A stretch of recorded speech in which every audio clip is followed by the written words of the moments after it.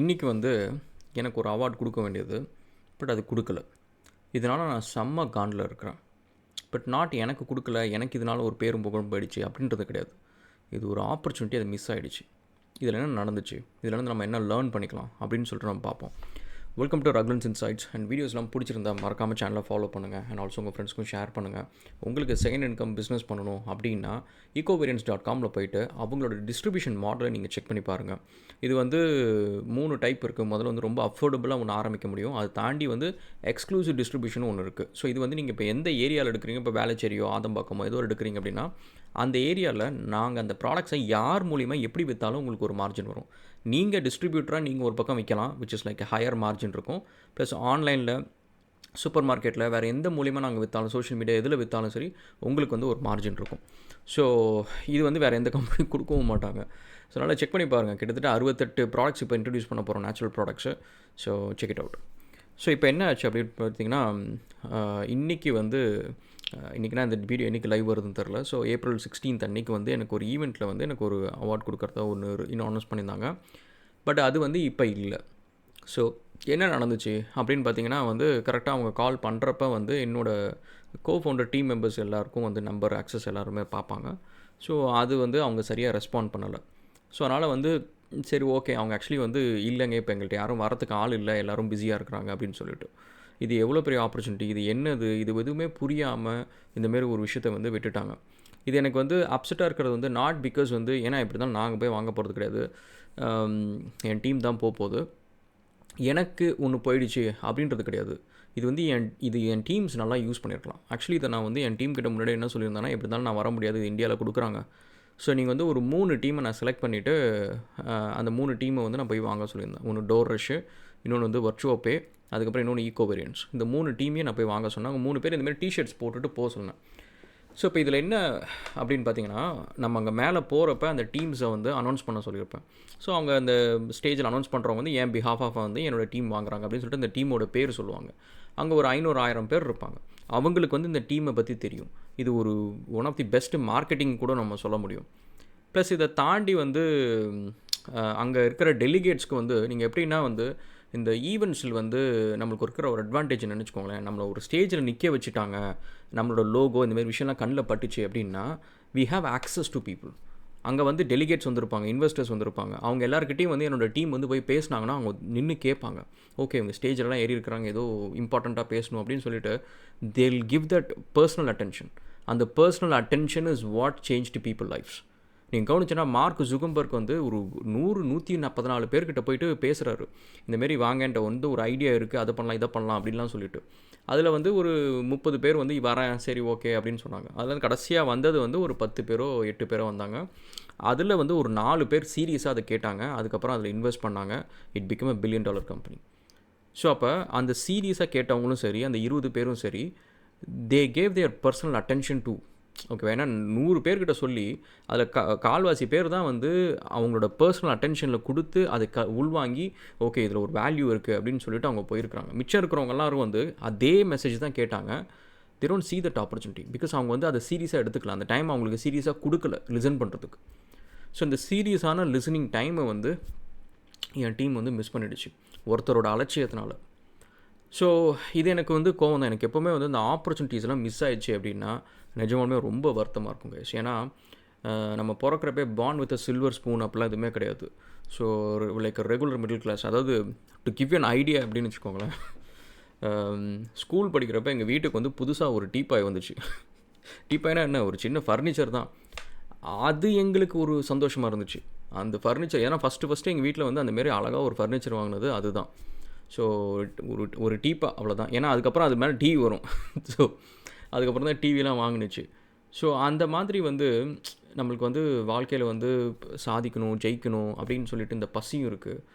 And அது கூடவே சேர்ந்து கனவு, அந்த கனவு நம்ம கண்முன்னாடி தெரியுது, நம்ம ஜெயிக்கிறோம், நம்ம ஜெயிச்சிருவோம், நம்ம அதை பண்ணிடுவோம் இதை பண்ணிடுவோன்ட்டு. பட் அதை போகிற வழியில் வந்து நம்மளுக்கு கை கொடுக்கறதுக்கு கை நீட்டுறவங்களாம் தட்டி விட்டுட்டே இருந்தால் நம்ம எப்படி ஜெயிக்க முடியும்? அதனால் எனக்கு எப்போவுமே இந்த ஆப்பர்ச்சுனிட்டியை மிஸ் பண்ணுறாங்க அப்படின்னா எனக்கு ரொம்ப கஷ்டமாக இருக்கும், எனக்கு ரொம்ப கோபமாக வரும். ஏன்னா அதோடய வேல்யூ எனக்கு நல்லா தெரியும். ஸோ நான் வந்து 2008, 2009, அதுக்கப்புறம் 12, 13 இந்த கோவிட் டைம் அந்த டைம்லாம் கூட. ஸோ அப்போ நீங்கள் பார்த்தீங்கன்னா இந்த ஒவ்வொரு பீரியட் ஆஃப்டர் டைம்லேயும் வந்து சேலரி எப்படா பே பண்ண போகிறோம், எப்படி இஎம்ஐ பே பண்ண போகிறோம், அந்த லோன் இருக்குது இந்த லோன் இருக்குது அப்படின்னு சொல்லிட்டு இதுவும் வச்சுக்கிட்டு இத்தனை வருஷம் இந்த 20 வருஷம் இந்த கம்பெனிஸ்லாம் ரன் பண்ணி இத்தனை பேருக்கு வேலையை கொடுத்ததுலாம் வந்து எப்படின்னா ஒவ்வொரு சின்ன ஆப்பர்ச்சுனிட்டியும் சீரியஸாக எடுத்துக்கிட்டது தான். இப்போவும் கூட வந்து எனக்கு ஒரு நீங்கள் என்னோடய லிங்க்டின் நீங்கள் போய் ஃபாலோ பண்ணிங்கன்னா தெரியும், ஒரு நாளைக்கு நான் அத்தனை மெசேஜ், அது ஆப்பர்ச்சுனிட்டி சின்னதோ பெருசோ. ஏன்னா என்னை பொறுத்த வரைக்கும் ஒரு கஸ்டமர் வந்து இன்றைக்கி வந்து 50 ரூபா கொடுக்குறாங்க, 500 ரூபா கொடுக்குறாங்க, இன்னொரு கஸ்டமர் வந்து 50 லட்ச ரூபா கொடுக்குறாங்க, 60 லட்ச ரூபா கொடுக்குறாங்கன்னா எனக்கு அவங்களே வேறு மாதிரி பார்க்க தெரியாது. எனக்கு இவங்க 2 பேருமே ஒன்று தான். ஏன்னா இன்றைக்கி வந்து 50 ரூபா 60 ரூபா கொடுக்குற கஸ்டமர் வந்து பெரிய கோடீஸ்வரனாக கூட இருப்பார். ஆனால் அவங்களுக்கு இன்றைக்கி தேவைப்படுற ரெக்குயர்மெண்ட் வந்து இவ்வளோ தான் இருக்கும். ஆனால் நம்ம நல்லா சர்வீஸ் பண்ணோம் அப்படின்னா திரும்ப அடுத்த நாள் வருவாங்க, அதுக்கு அடுத்த நாள் வருவாங்க, இன்னும் 4 பேர் கூட்டிகிட்டு வருவாங்க. ஸோ அதனால் ஒவ்வொரு ஆப்பர்ச்சுனிட்டியும் வந்து கோல்டு. அண்டு இதுக்கு வந்து ஒரு 2-3 எக்ஸாம்பிள் சொல்லலாம். ஒன்று வந்து பார்த்திங்கன்னா எப்படி நான் அவ்வளோ சீரியஸாக ஆப்பர்ச்சுனிட்டி எடுத்துக்கிறேன் அப்படின்னு சொல்லிட்டு, கோயம்புத்தூரில் என்னை வந்து ஒரு ஈவெண்ட்டுக்கு வந்து கூப்பிட்ருந்தாங்க. ஸோ இப்போ இந்த இயரில் அதுக்கு முன்னாடி ஒரு ஈவெண்ட்டுக்கு நான் போயிருந்தேன். ஸோ அப்போ போகிறப்ப எல்லாமே ஸ்பீச் கொடுக்குறது எல்லாமே இருந்தாச்சு. அதுக்கப்புறம் என்னாச்சுன்னா ஒரு ஏரியாவில் வந்து ஒரு பெரிய நெட்வொர்க்கிங் ஒன்று அரேஞ்ச் பண்ணியிருந்தாங்க. அது வந்து இந்த பெய்டு மெம்பர்ஸ் எல்லாத்துக்கும் வந்து அங்கே போய் கொடுக்கணும், அப்படி அங்கே தான் அவங்க மட்டும் தான் அலௌடு அப்படின்னு சொல்லியிருந்தாங்க. ஸோ நம்ம வந்து ஆல்ரெடி ஸ்பீக்கராக போயிருந்தோம், நம்ம பேசணும், அதை வச்சு நம்ம கொஞ்சம் இன்ஃப்ளூயன்ஸ் யூஸ் பண்ணி நம்ம டீம்ஸ்க்கெலாம் இன்ட்ரோடக்ஷன் கொடுத்தோம், அதெல்லாம் பண்ணோம். பட் அந்த இடத்துல வந்து நம்ம போய் பேசுனா நம்மளுக்கு நிறைய அட்வான்டேஜ் அப்படின்றதுனால நான் அங்கே பிடிச்சி இங்கே பிடிச்சி எல்லாத்தையும் பிடிச்சி கடைசியாக அந்த ஈவெண்ட்டில் போய் பேசுகிறேன். காசு கொடுத்தவங்க கூட வந்து அவங்க கூச்சப்பட்டுக்கிட்டு, இல்லைங்க என் ப்ராடக்ட் இது தான், இதை பாருங்கள் வாங்க அப்படின்னு சொல்லிட்டு அந்த மொமெண்ட் வந்து எவ்வளோ காசு கொடுத்துட்டோன்றதுனால அது ஃப்ரீயாக கிடச்ச மாதிரி அவங்க வந்து ரொம்ப கேஷுவலாக இருந்தாங்க. பட் நான் காசு கொடுக்கலனாலும் எனக்கு அதோட வேல்யூ தெரிஞ்சதுனால அந்த ஒரு 2 மினிட்ஸ் மொமெண்ட் வந்து நீங்கள் வந்து பார்த்திங்கன்னா ஸ்டார்ட் அப் தமிழா ஈவெண்ட்டுன்னு நினைக்கிறேன் அது. ஸோ அது வந்து 2 இயர்ஸ்க்கு முன்னாடி 3 இயர்ஸ்க்கு முன்னாடி நான் பண்ணியிருப்பேன், அந்த வீடியோ இருக்கும்.